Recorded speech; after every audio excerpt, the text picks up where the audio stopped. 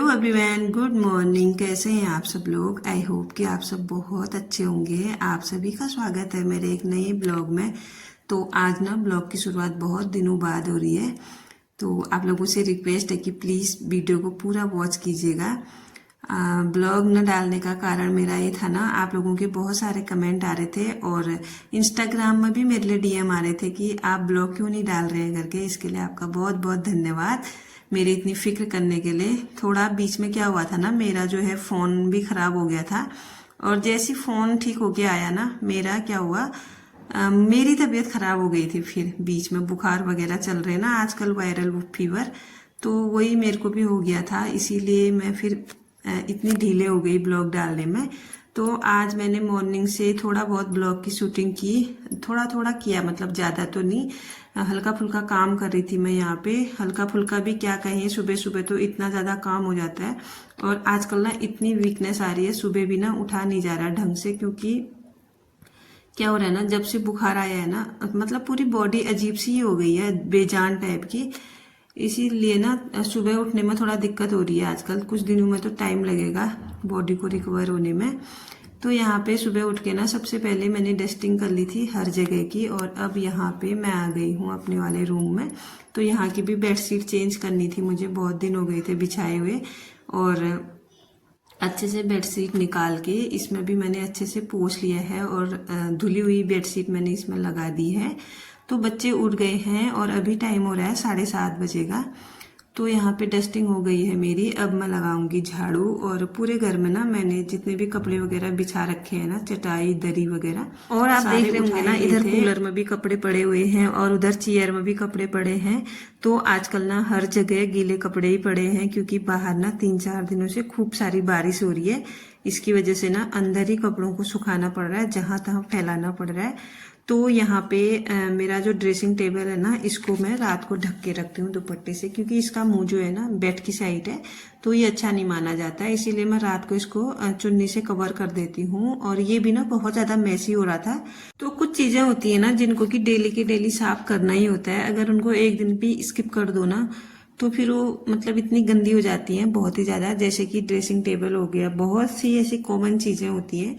तो इसको भी डेली के डेली अगर साफ ना करो ना, तो बहुत ज्यादा गंदा हो जाता है, चीजें इधर उधर फैल जाती हैं। क्योंकि हर किसी को मतलब यहीं पे काम होता है, सुबह उठ के जैसे नहाना धोना, फिर उसके बाद कंघी बाल वगैरह बनाना, तो हर चीज का काम होता है ना यहीं पे। तो मतलब बाल बाल भी गिरते रहते हैं। सबसे ज्यादा दिक्कत तो मुझे बाल गिरने से है, और सबसे गंदे दिखाई देते हैं मुझे जब बाल गिरे हुए मुझे इधर उधर पड़े नजर आते हैं ना, तो सबसे ज्यादा मुझे अजीब सा ही लगता है उनको देख के। इसीलिए और बरसातों में तो पूछो ही मत, इतने ज्यादा बाल गिर रहे हैं हम लोगों के, मैं बता नहीं सकती आप लोगों को। बहुत ही ज्यादा हेयर फॉल हो रहा है, पता नहीं क्यों। और वैसे भी आजकल ना मेरी जो हेयर लेंथ है ना वो बढ़ गई है। जब भी मेरे बाल बड़े हो जाते हैं ना, फिर उसके बाद वो गिरना स्टार्ट हो जाते हैं। मेरे साथ यही होता है, इसीलिए ना मैं बार बार अपने बालों को ना शॉर्ट कराते रहती हूँ। तो देखूंगी अभी आगे को कब तक कराऊं करके सोच तो रही हूँ। अभी टाइम जैसा नहीं मिल रहा मुझे अच्छा सा कुछ, मतलब एक होता है ना कि प्रॉपर मन बना लो, अच्छे से टाइम निकालो अपने लिए, उस टाइप का टाइम नहीं मिल रहा मेरे को।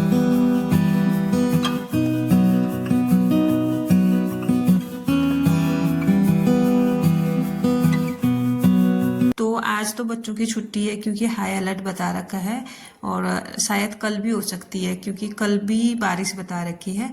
तो यहाँ पे अब मैं आ गई हूँ इस वाले रूम में, और यहाँ भी मैंने सारे कपड़े वगैरह उठा लिए हैं और चेयर वगैरह भी साइड कर दिए। अब मैं जो ये कर्टन है ना, इनको थोड़ा साइड करूंगी, थोड़ा रोशनी अंदर को आए ताकि। और रात भर तो ये बंद ही थे। तो यहाँ पे इसके बाद ना फिर मैंने झाड़ू लगा लिया था, और जितने भी मैंने कपड़े निकाले हुए थे ना धोने के लिए, इनको भी मैं वॉशिंग मशीन में डाल के चला दूंगी। जब तक कि मेरा झाड़ू लगता है तब तक जो मेरे कपड़े हैं ना वो वॉश हो जाएंगे अच्छे से। तो इससे थोड़ा बहुत टाइम भी बच जाएगा मेरा।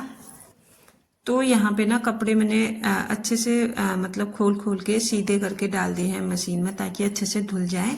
और उसके बाद फिर मैं आ गई थी अंदर। झाड़ू तो मैंने लगा लिया था इसी बीच में।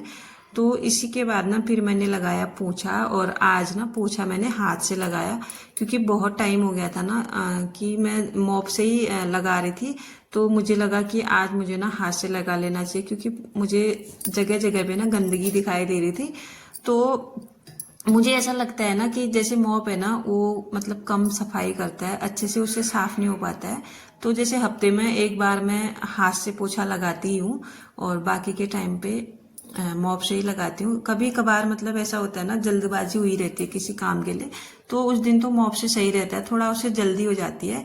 और हाथ से ये है कि मतलब टाइम लगता है पोछा लगाने में, लेकिन पोछा बहुत अच्छे तरीके से लगता है और अपनी भी एक्सरसाइज हो जाती है। तो पोछा मेरा लग गया था और इसके बाद ना यहाँ पे बचा है ये वॉश बेसिन एरिया, तो इसमें भी मैंने हार्पिक डाल के छोड़ा हुआ था, इसको 2-3 मिनट पहले छोड़ दिया था। तो अब मैं इसको ना अच्छे से माज लूंगी, क्योंकि ये भी गंदा हो जाता है। बच्चे बार बार, हम लोग बच्चे यहाँ पे हैंड वॉश वगैरह करते रहते हैं, तो ये भी गंदा रहता है, तो इसको भी प्रॉपर साफ रखना बहुत ज़रूरी है। और आजकल ना वैसे भी बरसातों का सीजन है, तो प्रॉपर साफ सफाई रखना घर में एक बहुत ज़रूरी हो जाता है मतलब।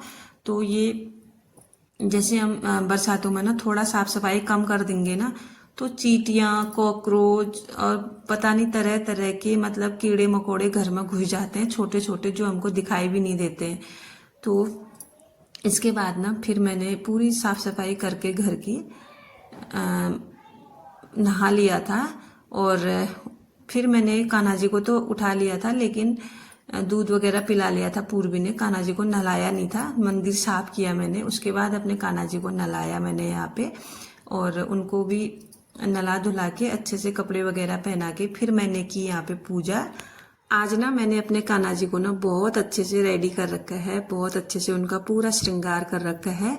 तो क्या कहते हैं, बहुत टाइम के बाद ना आज मैंने उनका श्रृंगार किया, क्योंकि आज ना मौसम बहुत अच्छा हो रहा है, बाहर हो रही है बारिश और ठंडा ठंडा मौसम हो रहा है। तो मैंने आज उनके बाल वगैरह, पगड़ी वगैरह सब कुछ पहना रखा है। गर्मी की वजह से ना मुझे ऐसा लगता है ना कि इनको अगर मैं इतना सारा श्रृंगार करके बिठा दूंगी ना, तो फिर इनको कैसा लगेगा। अगर हमको भी ना ज़्यादा हैवी कपड़े हम पहनते हैं, ज़्यादा देर तक हम अनकंफर्टेबल कपड़े पहनते हैं ना, तो हमको भी बहुत अजीब सा ही हो जाता है। तो मुझे ऐसी भावना अपने कान्हा जी के लिए आते हैं, तो उनके लिए मैं हमेशा ना मतलब कंफर्टेबल ही सोचती हूँ, जिसमें उनको अच्छा लगे उसी हिसाब से मैं उनकी सेवा करती हूँ, जैसा भी मेरे से हो पाता है। जितना भी होता है ना, मैं पूरे मन और भाव से करती हूँ, और ये तो मैं जानती हूँ और मेरे ठाकुर जी जानते हैं। तो इसके बाद ना पूजा पाठ हो गई थी, उसके बाद फिर मैं आ गई थी बाहर। तो बाहर देखा तो बारिश रुकने का नाम नहीं ले रही थी, ज़्यादा तेज बारिश हो रही थी। तो मैंने कहा आप क्या ही कर सकते हैं, क्योंकि मुझे ना दुकान से दूध लेके आना था।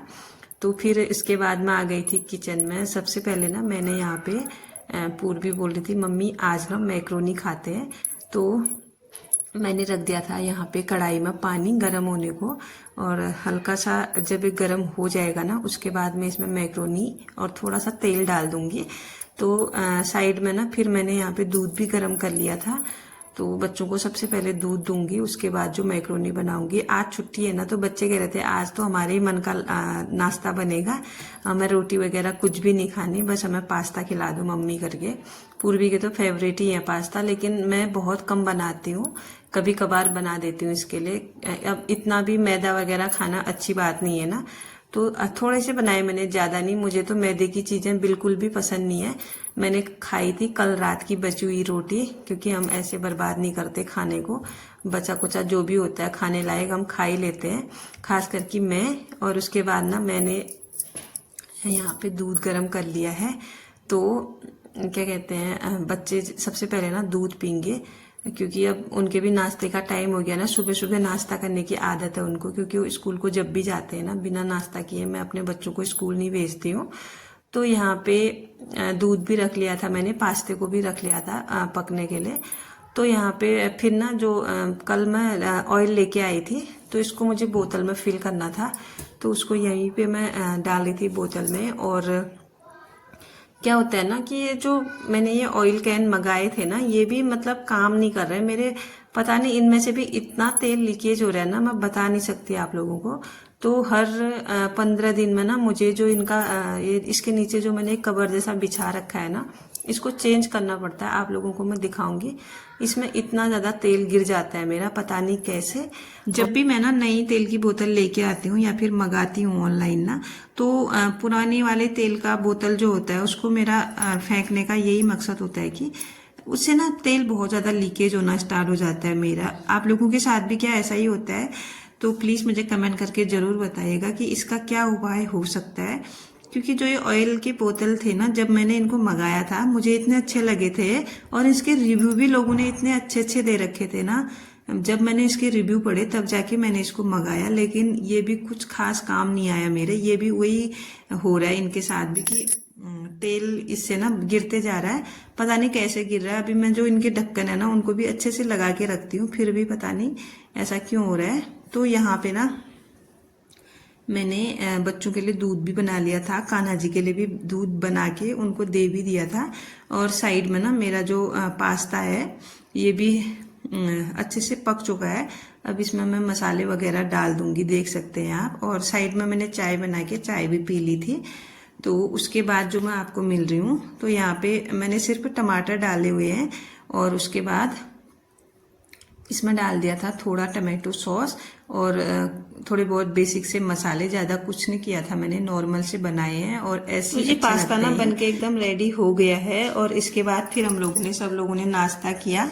तो आज का ब्लॉग अब यहीं पे क्लोज करती हूँ मैं। मिलती हूँ आपको किसी नेक्स्ट ब्लॉग में, तब तक के लिए आप लोग बने रहिएगा मेरे साथ। और अगर चैनल पे नए हैं तो प्लीज़ सब्सक्राइब कीजिएगा। Bye bye everyone, thanks for watching. Radhe.